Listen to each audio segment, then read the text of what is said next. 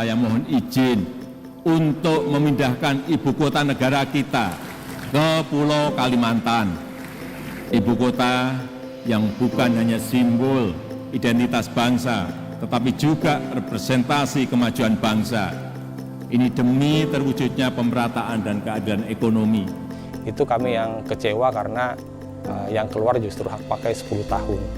Nah, sementara investor dijanjikan 190 tahun. Kan ironi bagi kami, warga yang sudah ada lama di sini hanya 10 tahun, tapi investor luar 190 tahun.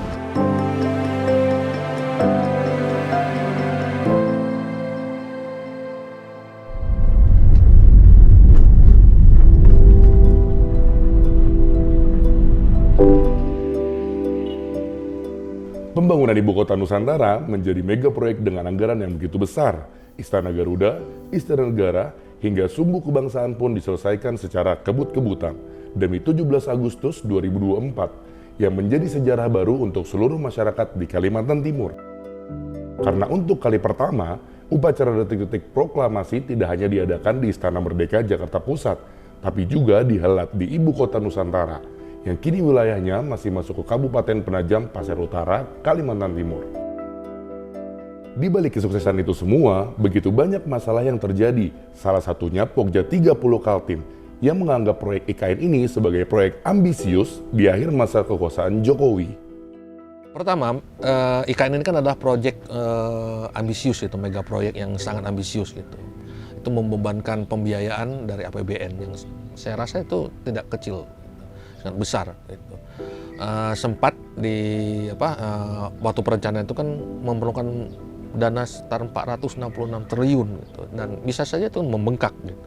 Walaupun sampai tahun 2045 saya rasa bukan hanya 466 triliun, artinya akan lebih besar lagi, dan itu tentu saja menjadi beban anggaran negara. Siapa yang akan menanggung beban itu? Tentu saja rakyat gitu. Rakyat di mana diambil pajak-pajaknya. Otorita Ibu Kota Nusantara pun melaporkan total investasi yang masuk ke IKN hingga akhir Juni 2024 menembus angka 51,35 triliun rupiah dari investasi dalam negeri. Artinya hingga sekarang belum ada investasi asing yang masuk. Angka 51,35 itu pun masih jauh dari target yang ditetapkan oleh pemerintahan Jokowi sebesar 100 triliun rupiah. Artinya, otorita IKN masih perlu menghadirkan investasi senilai 48,7 triliun rupiah dalam waktu 6 bulan terakhir di 2024 ini. Namun sejak 2022 hingga 2024, proyek ini sudah menghabiskan APBN sebanyak 72,5 triliun rupiah. Untuk tahun 2024 hingga Mei lalu, pembangunan IKN sudah menghabiskan APBN sebanyak 5,5 triliun rupiah dari total yang dianggarkan sebanyak 40 triliun rupiah. Sementara itu, Menteri Keuangan Sri Mulyani mengalokasikan anggaran untuk mega proyek IKN ini hanya sebesar 143,1 miliar rupiah dalam RAPBN tahun 2025. Namun angka ini menjadi hanya acuan dasar yang artinya Presiden terpilih Prabowo Subianto bisa menyesuaikan anggaran tersebut berdasarkan prioritas. Atas nama pemerataan, Jokowi bertekad pembangunan IKN harus berlanjut meski APBN yang seharusnya bisa digunakan untuk kembali menyejahterakan rakyat. Namun, uang rakyat itu harus termakan untuk ambisi mega proyek IKN. Ya, negara ini negara besar, Indonesia ini negara besar, perlu pemerataan di semua wilayah, timur, tengah, barat, semuanya harus mendapatkan kue yang sama. Sehingga 10 tahun yang lalu saya menyampaikan bukan Jawa sentris, tapi Indonesia sentris. Tidak dari pusat, tetapi membangun dari pinggiran, membangun dari desa, membangun dari wilayah terluar.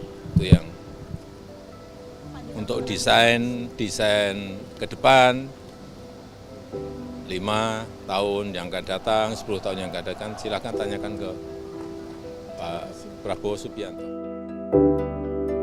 Ambisi Jokowi untuk membangun Ibu Kota Nusantara ini juga mengorbankan hutan dan alam Kalimantan Timur yang menjadi habitat berbagai satwa endemik penghuni Pulau Borneo. Ini yang kami kemudian sayangkan sebenarnya, menggiring persepsi publik tentang sebuah kebanggaan nasionalisme itu hanya soal bangunan. Yang terakhir kan kemudian soal kolonial, ya bangunan juga. Tapi fakta bahwa dia dibangun di lanskap Teluk Balikpapan di daerah atasnya yang berimplikasi terhadap ekosistem unik itu bermasalah, itu yang kemudian dikaburkan. Nah, itu yang itu kami sebut sebagai korban bisu pembangunan IKN. Dalam konteks silent victim ini, owa, bekantan, mangrove, dan seluruh ekosistem unik yang ada di perairan itu sama sekali nggak menjadi pertimbangan penting. Yang fakta hari ini kemudian 2000 lebih mangrove hari ini, analisisnya teman-teman Forest Watch Indonesia menemukan sepanjang IKN dibangun sampai hari ini 2023, efek data terakhir dirilis adalah itu hilang di kawasan lanskap Teluk Balikpapan itu. Akses transport, infrastruktur pendukung ibu kota negara itu dibangun dengan memotong koridor satwa yang kemudian dijadikan sebagai jalan tol yang memotong koridor satwa untuk owa, ya, kemudian bekantan di lanskap yang unik di sisi di mana jalan tol itu dibelah. Berkali-kali pihak istana membantah atau bahkan otorita bilang mereka tidak memotong itu, tapi itu sudah diakui. Hal yang kemudian kita sayangkan, dia baru mengeluarkan satu dokumen yang mereka sebut dokumen induk, ya, sebagai sebuah rujukan pengelolaan keanekaragaman hayati di ibu kota negara. Sementara itu, dalam Undang-Undang Nomor 3 Tahun 2022, Pasal 6 Ayat 2 menyebutkan luas IKN meliputi wilayah darat seluas kurang lebih dari 256.000 hektar. Sedangkan wilayah perairan laut seluas 68.100 hektar. Namun rancangan Undang-Undang IKN yang baru menyebut wilayah darat mengalami penyusutan menjadi 252.600 hektar. Sedangkan wilayah laut mengalami perluasan menjadi 69.769 hektar.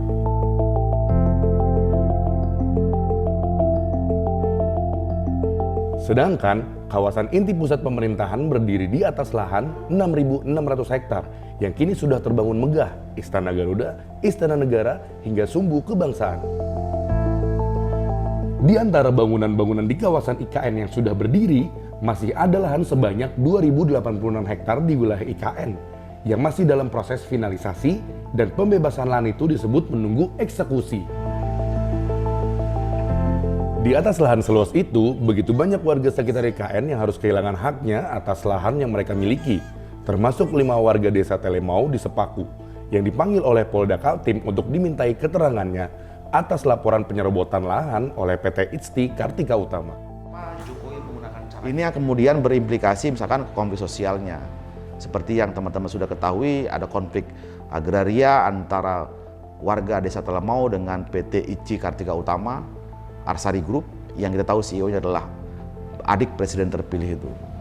Yang sejak 2023, di bulan Juli itu dia sudah melaporkan warga itu ke Polda Kaltim, dan tadi ini, sehari sebelum besok kita upacara, ada panggilan pemeriksaan saksi lagi yang dipastikan akan ada tersangka karena di awal bulan Juli kemarin mereka sudah menerbitkan SPDP, surat dimulainya pemberitahuan penyidikan ke kejaksaan. Hal yang kami sayangkan karena sudah sejak tahun lalu juga Komnas HAM sudah menyurati itu. Sudah diterbitkan SP3 di Polres PPU. Di kasus yang sama, lokus yang sama, subjek yang sama. Tidak ditemukan unsur pidananya. Ini siapa yang menyerobot, siapa yang diserobot.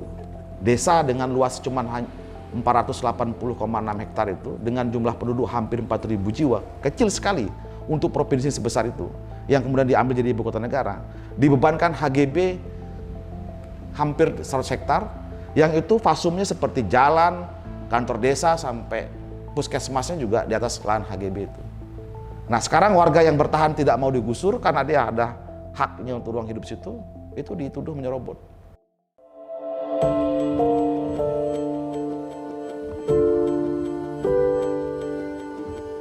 Kami pun menghampiri warga Kelurahan Pemaluan, yaitu Kaharudin, yang merasa dikelabui oleh panitia pembebasan tanah dari Pemprov Kaltim karena telah menandatangani dokumen yang menyatakan setuju lahannya dibebaskan secara tidak sadar.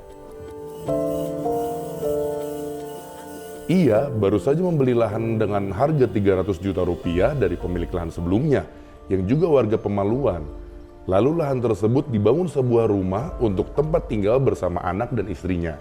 Ya, sebenarnya warga di Pemaluan ini ya, mayoritas setuju sebenarnya dengan kehadiran IKN. Mereka ingin merasakan juga tinggal di dalamnya IKN, dalam deliniasi IKN. Namun yang menjadi masalah itu setelah tanah-tanah warga ini diuruskan sertifikatnya melalui program PTSL, harapannya kan menjadi hak milik, harapannya biar itu benar-benar hak milik yang tidak ada lagi urusan harus diperpanjang dan sebagainya. Tapi setelah proses pengukuran, kemudian administrasi segala macam, yang terbit itu hanya hak pakai. Dan itu hanya berjangka 10 tahun, sejak 2023 sampai 2033. Kami terus terang, saya khususnya mulai berhitung ini. 10 tahun dari 2023 berarti tinggal 9 tahun lagi saya bisa memiliki lahan ini.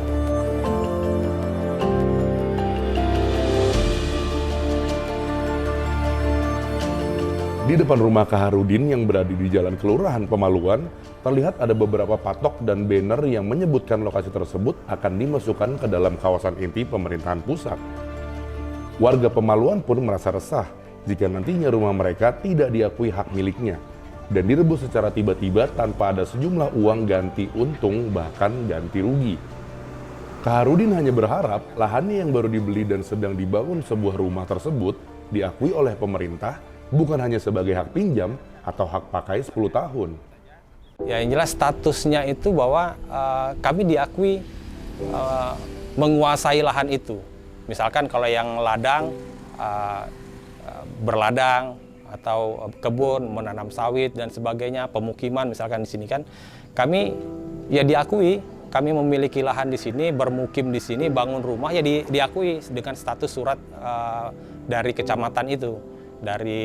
Ditandatangani juga oleh pihak kelurahan dan pihak RT, saksi kiri kanan depan belakang bertanda tangan, tidak ada sengketa lah intinya di lahan kami itu. Nah, hanya memang pada saat proses peningkatan status tadi itu dari segel menjadi sertifikat, itu kami yang kecewa karena yang keluar justru hak pakai 10 tahun. Nah, sementara investor dijanjikan 190 tahun, kan ironi bagi kami. Warga yang sudah ada lama di sini hanya 10 tahun, tapi investor luar 190 tahun.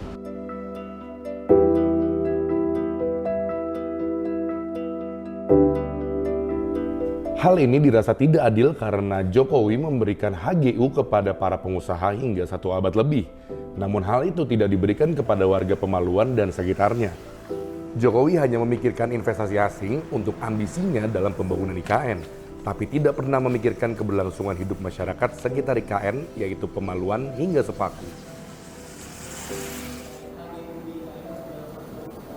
Iya. Ya itu sesuai dengan undang-undang IKN yang ada. Kita ingin memang OIKN, otoritas IKN itu betul-betul diberikan kewenangan untuk menarik investasi yang sebesar-besarnya, baik investasi dalam negeri maupun investasi luar negeri. Karena yang dibangun dari APBN itu hanya kawasan inti, yaitu kawasan pemerintahan. Yang lainnya itu kita berharap kepada investasi, kepada investor baik dalam maupun luar negeri.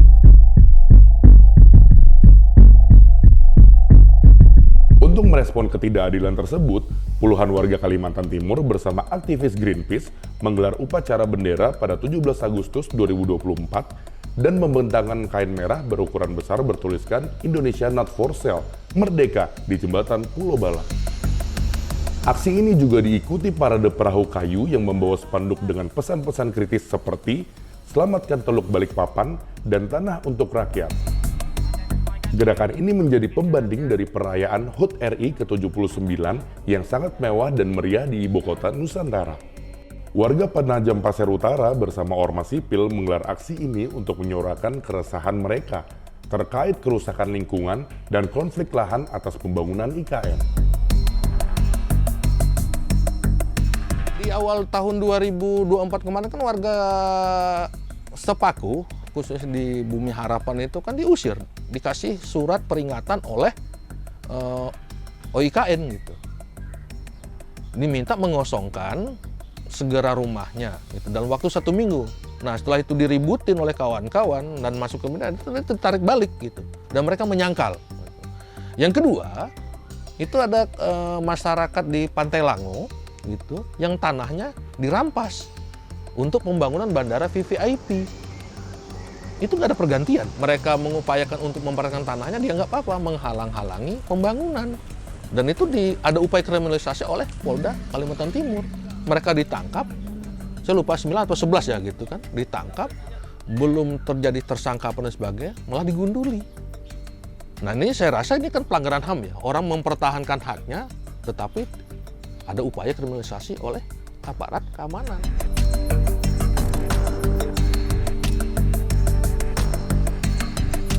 Jokowi pun mengajak selebriti hingga influencer untuk berkunjung ke ibu kota Nusantara. Ia mengajak Raffi Ahmad bersama Nagita Slavina, Irwan Syah bersama Zaskia Sungkar, Atta Halilintar bersama Aurel Hermansyah, hingga Gading Marten yang diajak untuk menengok progres pembangunan tol IKN.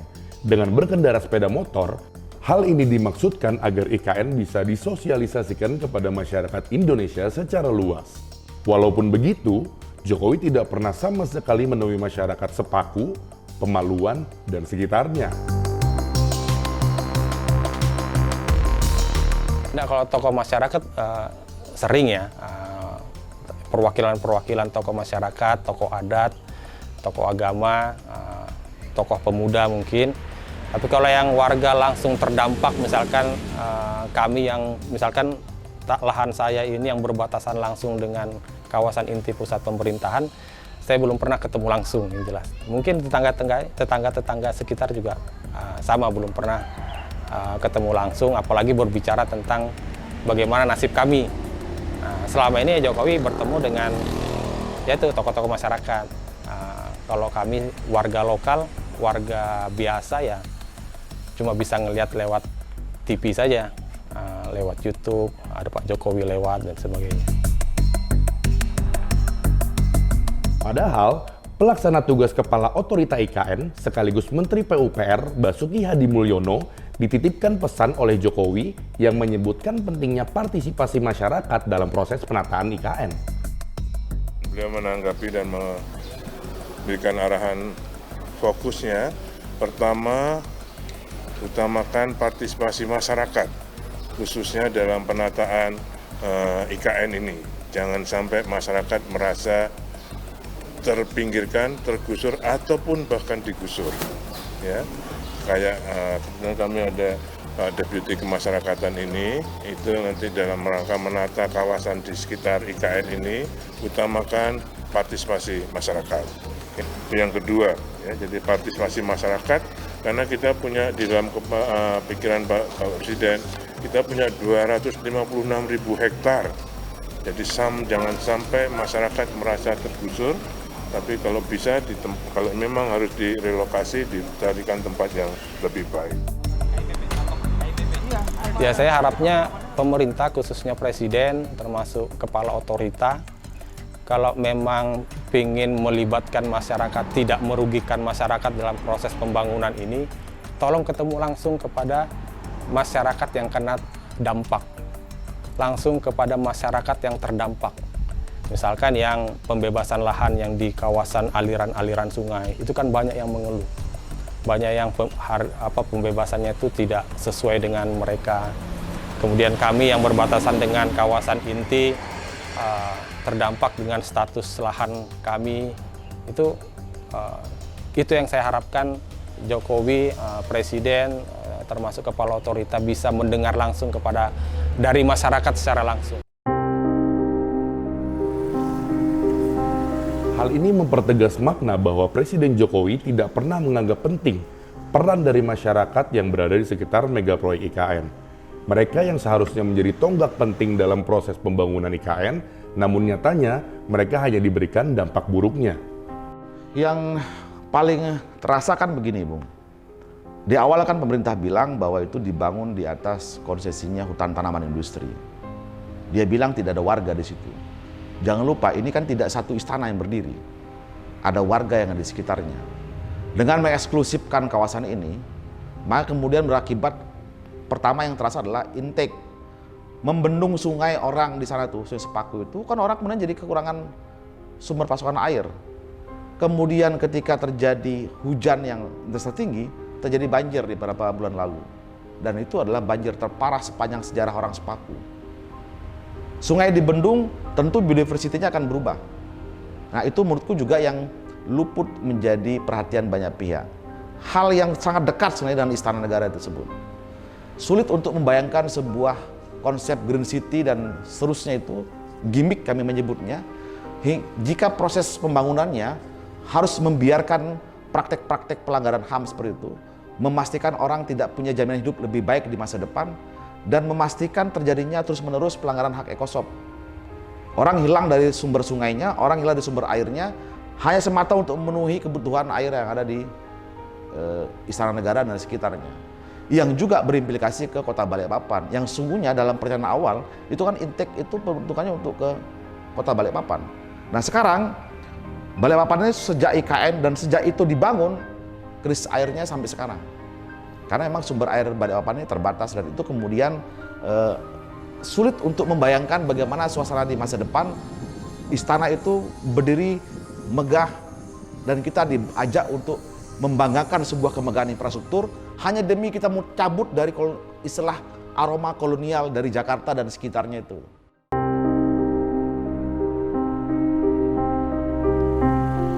Tidak hanya masalah-masalah itu, tapi masyarakat Sepaku dan Pemaluan juga harus menghirup udara yang sudah tercemar debu yang begitu tebal, dan debu ini timbul dari pengerjaan proyek Ibu Kota Nusantara.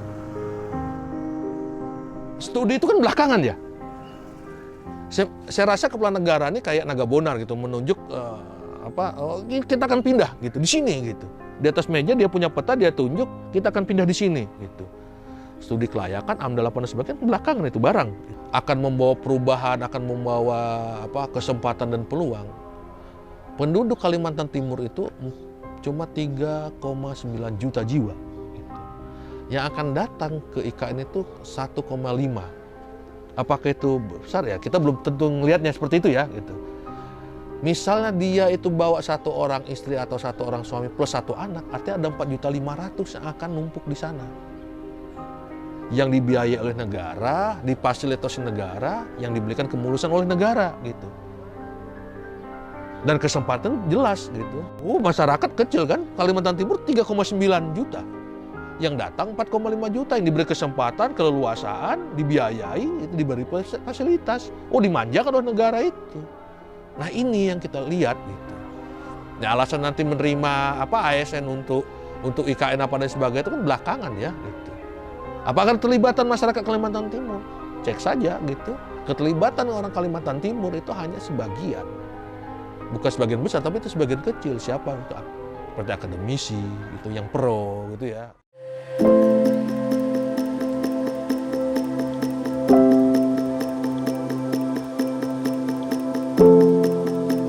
Hingga kini, Presiden Joko Widodo belum menerbitkan keputusan Presiden tentang pemindahan ibu kota dari Jakarta ke Ibu Kota Nusantara di Kabupaten Penajam Pasir Utara, Kalimantan Timur. Pembangunan atas nama pemerataan sejatinya harus memberikan keuntungan bahkan dampak baik kepada masyarakat secara luas tanpa terkecuali. Namun, ambisi Jokowi atas mega proyek pembangunan Ibu Kota Nusantara ini tidak pernah sama sekali melibatkan peran dari masyarakat Sepaku, Pemaluan, dan sekitarnya. Bahkan ambisi Jokowi ini harus membuat mereka terusir dan kehilangan atas hak-hak kehidupannya. Tentunya, proyek ini sudah mengaburkan makna sila kelima, yaitu keadilan sosial bagi seluruh rakyat Indonesia.